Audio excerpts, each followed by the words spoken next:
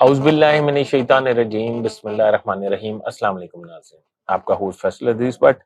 ناظرین، آج میں آپ کو اپنے ولاگ میں یہ عرض کرنے جا رہا ہوں کہ جسٹس جاوید اقبال صاحب جو چیئرمین نیب بھی رہے، ان کی بطور نیب کے چیئرمین تعیناتی کتنی میرٹ پہ ہوئی، یہ میں آپ کو عرض کروں گا، اور کس نے کروائی یہ عرض کروں گا، اور پھر جنہوں نے کروائی پھر جسٹس جاوید اقبال صاحب نے ان کے ساتھ کیا سلوک کیا، اور اب جسٹس جاوید اقبال صاحب کے ساتھ کیا ہونے جا رہا ہے۔ ناظرین، میرا چینل سبسکرائب کر لیں، بیل آئیکن کے بٹن کو دبا لیں، میں آپ کو بڑا مشکور ہوں گا۔ ناظرین، قمرالزمان صاحب تھے سابق چیئرمین نیب۔ قمرالزمان صاحب جو ہیں وہ جاننے والے تھے، تعلق والے تھے جسٹس ریٹائرڈ جاوید اقبال صاحب کے۔ آپ کو پتہ ہے جاوید اقبال صاحب جو ہے سپریم کورٹ کے جسٹس رہ چکے تھے، تو قمرالزمان صاحب جو ہیں وہ ان کے جاننے والے تھے۔ اچھا، ان کے جاننے والے تھے تو اب اس بات کو میں ادھر ہی روکتا ہوں، میں آپ کو اگلی بات بتاتا ہوں۔ ایک شجاعت عظیم صاحب تھے جو نواز شریف کے دور حکومت میں مشیر ہوابازی رہے ہیں۔ شجاعت عظیم، یہ شجاعت عظیم کون ہے؟ یہ شجاعت عظیم وہ ہیں جو نواز شریف کو پرویز مشرف نے جب سزائے موت دی تھی تو ان کا ایک ایگریمنٹ ہوا تھا سعودی عرب کے ساتھ، جب یہ سعودی عرب تشریف لے گئے تھے تو اس ایگریمنٹ کروانے والوں میں شجاعت عظیم کا بہت کردار تھا۔ شجاعت عظیم لبنان کے جو شاہ ہیں ان کے چیف پائلٹ تھے، انہوں نے ان کو انوالو کیا، انہوں نے بیچ میں بیٹھ کے ڈیل کرائی، اور جب وہ سعودی عرب کے لیے روانہ ہوئے نواز شریف اینڈ فیملی ادھر سے پاکستان سے جیل سے سیدھا ایئرپورٹ گئے اور وہاں سے سعودی عرب کے لیے روانہ ہوئے، تو اس وقت جو جہاز لے کے اڑایا وہ شجاعت عظیم صاحب تھے۔ شجاعت عظیم صاحب کا اس طرح نواز شریف صاحب سے گہرا ایک تعلق ڈیولپ ہو چکا تھا۔ اس کے بعد نواز شریف صاحب جو ہیں وہ اب آپ کو یاد ہے کہ نواز شریف صاحب جو ہیں وہ جب بس سے اقتدار آ گئے تو وہ آپ کو پتہ ہے مسلم لیگ نون کا یہ سٹائل ہے، اگر ان پہ کوئی ان کو کوئی فائدہ پہنچائے، نفع پہنچائے تو وہ اس کو ضرور نوازتے ہیں۔ شجاعت عظیم صاحب کو مشیر وابازی لگا دیا گیا۔ تو شجاعت عظیم صاحب اس وقت نواز شریف صاحب کو کورٹ نے ہٹا دیا، ثاقب نثار صاحب نے، تو خاقان عباسی صاحب جو ہیں وہ بن گئے وزیر اعظم، اور اپوزیشن لیڈر تھے خورشید شاہ صاحب۔ اچھا، اب جب یہ بن گئے تو نام ڈسکس ہونے لگ گئے کہ چیئرمین نیب کون ہوگا، یہ نام ڈسکس ہونے لگ گئے۔ جب نام ڈسکس ہونے لگ گئے تو شجاعت عظیم صاحب کا تعلق تھا قمرالزمان صاحب سے، جو اس سے پہلے جسٹس جاوید اقبال صاحب سے پہلے وہ تھے چیئرمین نیب۔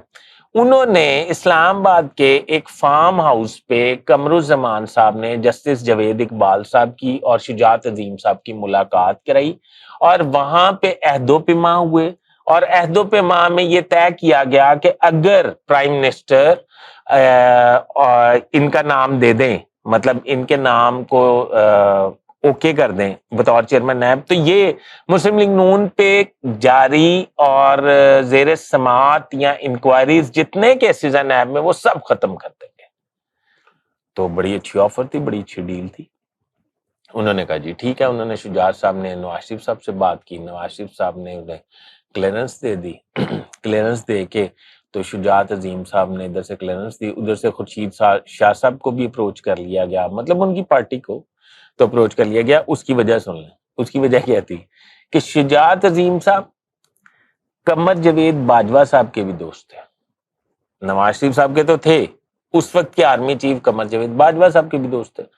تو انہوں نے شجاعت عظیم صاحب نے تھرو باجوہ صاحب زرداری صاحب کو بھی لوپ میں لے لیا، انہوں نے خورشید شاہ صاحب کو کہہ دیا، اور اس طرح خاقان عباسی اور جو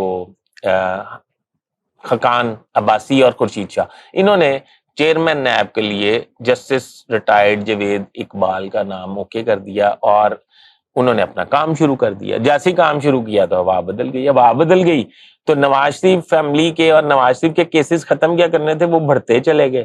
اس وقت شجاعت عظیم صاحب جب ان سے بات کرتے تھے تو وہ بات سننے کے لیے تیار نہیں تھے۔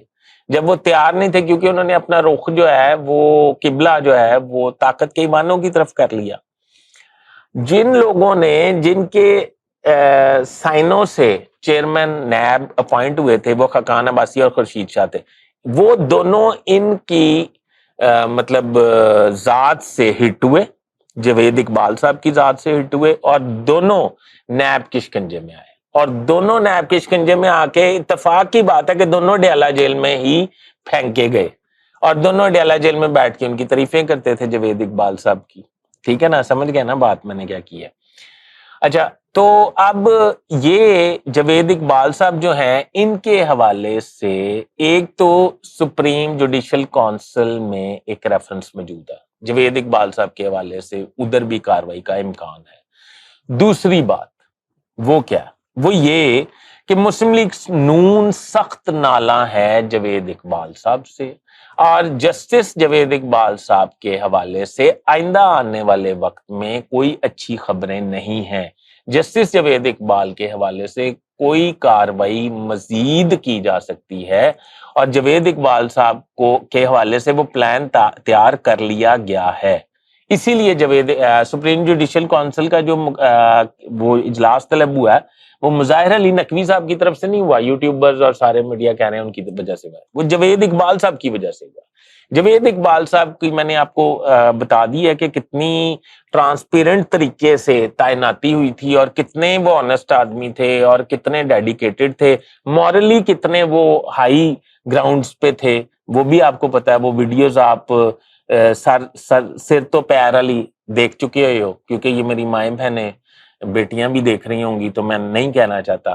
تو وہ جوید اقبال صاحب جو ہیں عمر کے اس حصے میں جب وہ دادا نانا بھی بن چکے ہیں تو وہ اپنے مطلب جو کسٹڈی میں ہے اس کے ساتھ وہ کیا گفتگو کر رہے ہیں، اس کا مطلب یہ ہے کہ وہ کسی کی بھی مجبوری سے فائدہ اٹھانے میں دیر نہیں کرتے.